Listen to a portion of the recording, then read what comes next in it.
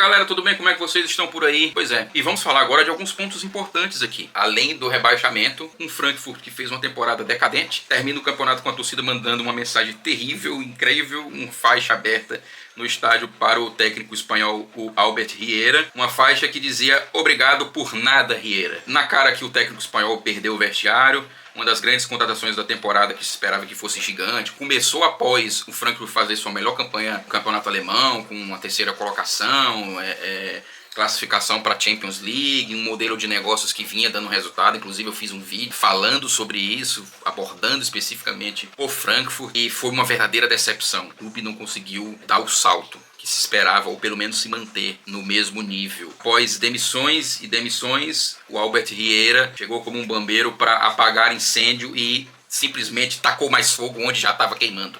Simplesmente. O cara perdeu o vestiário, uma das contratações da temporada mais importantes, simplesmente mandou ele calar a boca na frente de um estádio para 80 mil pessoas e vários outros milhões assistindo ao jogo contra o Borussia Dortmund. Simplesmente o Burkhardt mandou o Riera, após o Burkhardt fazer o gol, mandou o Riera calar a boca e apontou exatamente pro técnico. Foi uma temporada terrível do Frankfurt, que não conseguiu dar o passo como se esperava como clube. Eu já falei que esse modelo de negócios que foca na venda de jogadores jovens, formar jogadores jovens, scout, trazer jogadores jovens ao redor do mundo e formá-los no clube, esse é um modelo de negócios que tende a dar um retorno financeiro, mas ele tem alguns problemas ao longo dos anos. Quem apostou nisso já tem percebido que existe, é importante você ter sim uma divisão de base forte, mas se você se aposta tudo na formação unicamente de jogadores, esportivamente em algum momento esse modelo trava. O saldo final do Riera no Frankfurt venceu apenas 4 partidas na Bundesliga, seu time empatou 4 e perdeu 5 jogos, foram 16 pontos em 14 partidas, é um resultado modesto, se destacou principalmente pelo enfrentamento e entrevistas incendiárias, falando mal do seu elenco, dos seus próprios jogadores. O Frankfurt fez uma temporada péssima, terminou em 8º colocado com 44 pontos, um saldo de -4, tomou 65 gols, fez 61, teve 11 vitórias, 11 derrotas, 11 vitórias, 11 empates e 12 derrotas. Uma equipe incrivelmente com um elenco muito melhor para fazer muito mais. Terminou fazendo essa campanha muito medíocre. O Frankfurt é uma das decepções da temporada, porque se esperava muito mais e a equipe desandou. Do outro lado, a gente tem aí um Hamburgo que retornou à primeira divisão, se preparou para essa primeira divisão, fez um campeonato honesto, 9 vitórias, 11 empates, 14 derrotas, 38 pontos no final e uma 13ª colocação para o time de Pouzin. Não tem muito dinheiro no Hamburgo, o time vindo de uma primeira divisão, o embate é muito mais forte, é muito mais complicado se manter numa primeira divisão, mas o Pouzin, o Merlin Pouzin, que subiu a equipe, sempre foi muito consciente daquilo que estava pegando, daquilo que iria enfrentar no futuro, quando ele subiu a primeira divisão e quando ele montou essa equipe com que ele tinha à disposição. Ele sempre foi muito consciente do que ele precisava. O Pouzin saiu de assistente, levou o Hamburgo para a primeira divisão como técnico e mudou tudo da saída da segunda divisão para a primeira divisão. Ele simplesmente mudou tudo, visando se adequar a um novo panorama de competitividade na primeira divisão. E ele segurou o time nesse impacto, Existe um impacto muito grande de uma subida, O impacto de competitividade é muito maior. Mesmo nos piores momentos de um time razoável, ele conseguiu manter um Hamburgo ali equilibrado, visando se segurar. Assim como eu falei sobre o St. Pauli, o Hamburgo veio para sobreviver. Na próxima temporada ele já vai enfrentar novos baques, porque o Fábio Vieira e o Vuskovic, que são 2 destaques da equipe, o Vuskovic sendo um dos destaques do campeonato, a vida do Hamburgo para a próxima temporada deve ser novamente aí uma nova metamorfose, E o Pouzin já mostrou que pode mudar o time, pode moldar a equipe da maneira como ele acha que deve ser moldado. O rapaz, eu acho que se o Hamburgo está de volta à primeira divisão, é muito das mãos desse técnico do Pouzin, entende de Hamburgo, que sabe o que o Hamburgo precisa, um torcedor. Quando o moleque era torcedor de arquibancada, se transformou em assistente do Daniel Tijuana, foi o assistente do Hamburgo e se transformou no técnico tapa-buracos ali, que simplesmente elevou o Hamburgo à primeira divisão e o manteve na primeira divisão. O Stuttgart conseguiu a vaga à Champions League, início meio turbulento por lá, mas o Sebastian Hoeneß conseguiu manter a equipe no seu ponto ideal ao longo da temporada. Começou mal, mas acertou a equipe ao longo da temporada e terminou aí com os gols de Undav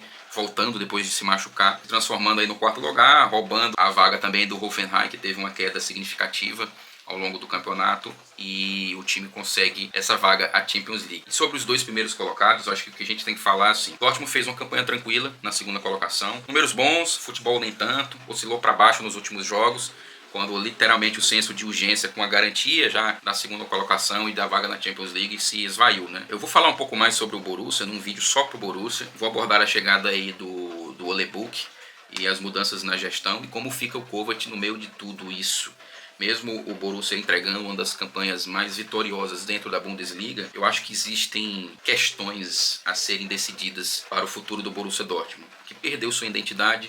Hoje outros clubes fazem esse trabalho de captação de base, de divisão de base, de formação de jogadores muito melhor do que o Borussia. E parece que com a vinda do Ole Buch como um novo diretor de futebol e a saída do Sebastian Kehl, parece que a equipe quer voltar a esse modelo mais proeminente, coisa que com o Sebastian Kehl não estava existindo tanto. O Sebastian Kehl tinha outras ideias de como montar os elencos e o futebol do Borussia Dortmund, que parece que com o Ole Buch é outra coisa, né?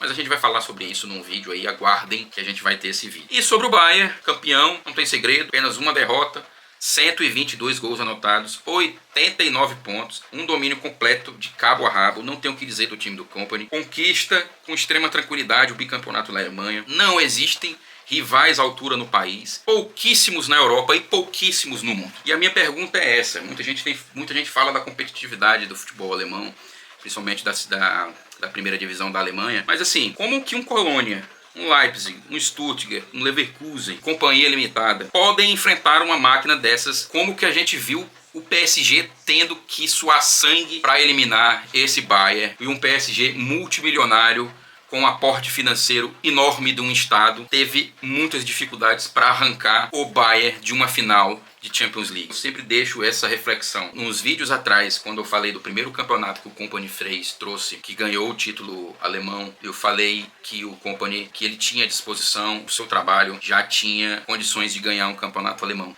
Mas ele precisava se aprofundar nas deficiências do seu próprio trabalho, do próprio elenco que ele tinha nas mãos. E nessa temporada ele conseguiu fazer isso. Ele subiu degraus e ele deu respostas muito positivas a essa indagação que eu tive na temporada passada. Tanto que é uma equipe que anota incríveis 122 gols.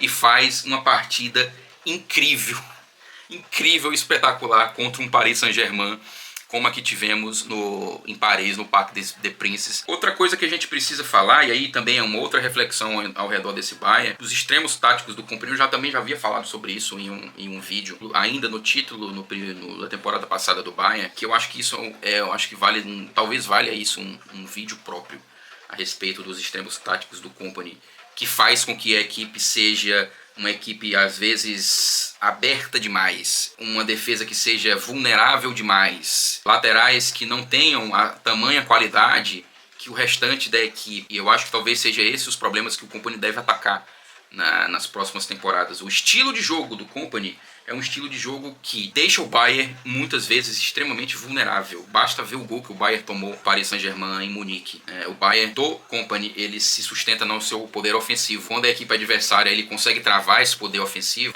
ou quando os seus jogadores não estão num grande dia, e junte a isso essas duas coisas naquele jogo contra o Paris Saint-Germain, um Olise que não estava num grande dia, mas que foi também encaixotado pelas ideias táticas do Luis Henrique, do Paris Saint-Germain, do técnico do Paris Saint-Germain. Mas quando eles não estão num grande dia, o Bayern inevitavelmente vai tomar um gol. Mas inevitavelmente ele vai fazer um gol também. E ele tem que fazer um gol porque esse estilo de jogo que o Bayern joga, inevitavelmente o deixa muito vulnerável defensivamente. E estoura muito, nos dois zagueiros, no Upamecano, estoura muito nos laterais, no Stanisic, que teve muita dificuldade nesse jogo, no Laimer também, e o Alphonso Davies também, que já não joga lá o seu melhor futebol. E isso deixa muito claro, sabe, esses extremos táticos do Kompany. Vamos ver, e aí também é uma questão de análise própria do Kompany sobre o seu trabalho, Essa segunda parte aqui das análises dessa temporada final de Bundesliga, agora com a parte de cima da tabela, acho que foi interessante. E é isso, pessoal. Vamos ao longo das próximas semanas, dos próximos dias, soltando vídeos específicos né, sobre o Bayern, sobre o Borussia Dortmund, sobre a aposentadoria do Niklas Süle, né, o zagueiro um dos zagueiros do futebol alemão que se esperava que fosse ser um dos centros da seleção alemã para o futuro da seleção alemã e acabou se aposentando com 30 anos, né, não diria aí uma carreira péssima, mas uma carreira que poderia ter sido muito maior. A gente vai falar também do acesso do Schalke 04 para a primeira divisão, mais um tradicional retornando à primeira divisão, e isso é muito bom para o futebol alemão, mais um tradicional retornando à primeira divisão, e quais são as possibilidades do Schalke subindo, o que é que o time está devendo, o que o time tem de aporte econômico para segurar a primeira divisão. Talvez aí dar uma olhadinha no que o Poulsen fez ali, até porque o Schalke tem um Muslit, algo muito parecido com o que o Hamburgo teve com o Merlin Poulsen. Beleza, pessoal? Acho que é isso. Beleza? Valeu. Falou!